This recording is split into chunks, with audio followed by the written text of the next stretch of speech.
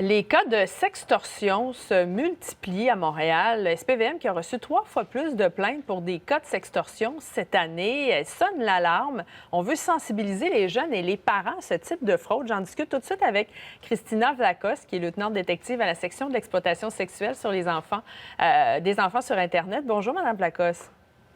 Bonjour, madame. On a été un peu surpris ce matin d'entendre que ce sont surtout les jeunes garçons qui sont majoritairement victimes. On aurait pensé peut-être que c'était des filles, là, je ne sais pas pourquoi, mais c'est vraiment des jeunes garçons, 14 à 17 ans. C'est exact. On parle de jeunes garçons entre, c'est ça, 13 à 17 ans, 14 à 17 ans. Le nombre, le pourcentage exact, on l'a pas, mais c'est vraiment des jeunes garçons qui sont ciblés. Dernièrement, c'est ça qu'on voit dans la dernière année. Le modus operandi, c'est très simple. C'est des suspects en arrière de l'ordinateur qui prétend être une jeune fille, va établir un climat de confiance et par la suite va demander des échanges de photos et C'est quand on par la tombe dans suite, le il va y avoir une panneau menace. que ça se gâche, en fait. Il peut y avoir cette relation quand même qui se passe assez bien jusqu'à ce qu'on décide d'envoyer ces photos et là, le ton change subitement. C'est exact. Et puis c'est une relation qui dure pas longtemps, hein. Ça peut être quelques heures, quelques minutes. Et par la suite, le fraudeur, le sextorqueur va tout de suite demander d'avoir des photos. Et si le jeune refuse, ben par la suite, il va aller en menace. Alors, si le jeune refuse de lui donner une somme d'argent, il va avoir des menaces par la suite.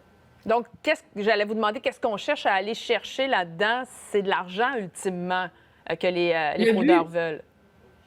Oui, le but, c'est monétaire, c'est pour aller chercher l'argent. On fait pas affaire avec des prédateurs sexuels, on fait affaire avec des criminels organisés, des professionnels qui leur but, c'est vraiment monétaire.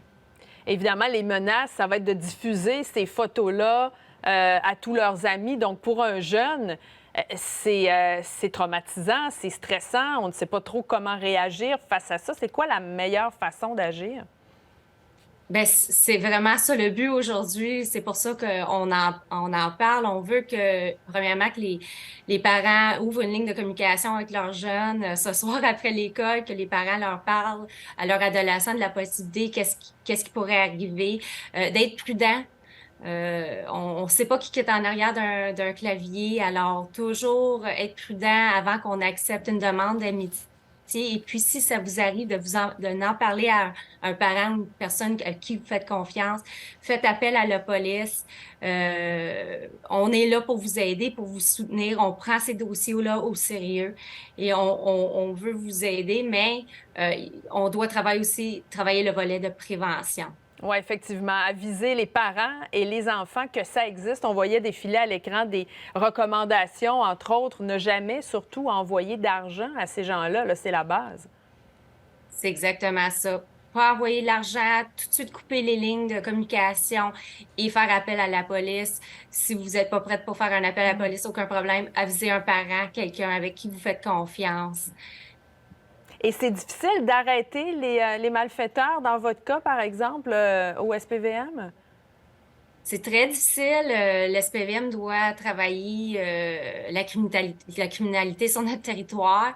On travaille, nos enquêtes nous amènent à croire que les suspects ne demeurent pas dans la ville, même pas dans la province ou le pays. Et quand vous dites qu'il y a davantage de cas, est-ce que c'est parce que les cas sont vraiment en augmentation ou c'est que davantage les gens dénoncent? C'est une bonne question et je peux pas vous répondre. Je peux pas vous dire. Je peux vous dire que depuis l'année passée, on a une grande augmentation. On a une augmentation importante. Est-ce que c'est parce que les jeunes ont décidé de porter plainte cette année comparé à l'année passée? Ça, je peux pas vous le dire, mais il y a une importante augmentation. Nous autres, c'est ça qu'on voit. Oui. Et si c'est parce qu'on dénonce plus, bien, c'est dans mieux en quelque sorte, c'est qu'il n'y a plus cette barrière-là et on ose dénoncer. On va parler en terminant, Mme Vlacos, de l'impact sur le jeune. Évidemment, je pense que vous l'accompagnez là-dedans parce que de vivre une situation comme celle-ci, c'est pas évident pour un jeune, là. C'est terrible. C'est terrible. 14 à 17 ans, c'est pas un âge facile. Non. On peut vivre la dépression, on peut vivre l'anxiété. Là, c'est le début de l'école. Alors, c'est la raison pourquoi on est ici aujourd'hui. On veut accompagner l'adolescent dans ça. On peut lui offrir l'aide. Il y a CAVAC, la police va être là. Mon unité, on traite ces dossiers-là en priorité. Alors, c'est certain qu'on fait tout pour accompagner le jeune, mais c'est sûr qu'il doit y avoir une ligne de communication entre les parents et l'adolescent pour dire que c'est un crime qui existe. C'est un crime qui existe, qui est de plus en plus présent. Et peut-être ce qu'on peut retenir, c'est que si c'est trop beau pour être vrai, il faut se méfier. Donc, rester prudent, ne pas donner d'argent, contacter la police, faire des captures d'écran aussi, on le voyait. En tout cas, on va espérer que les parents et les jeunes soient sensibilisés à ce phénomène qui prend de l'ampleur, en fait. Christina Vlachos, lieutenante détective à la section de l'exploitation sexuelle des enfants pour la SPVM. Merci beaucoup d'avoir été là. Merci, madame. Au revoir.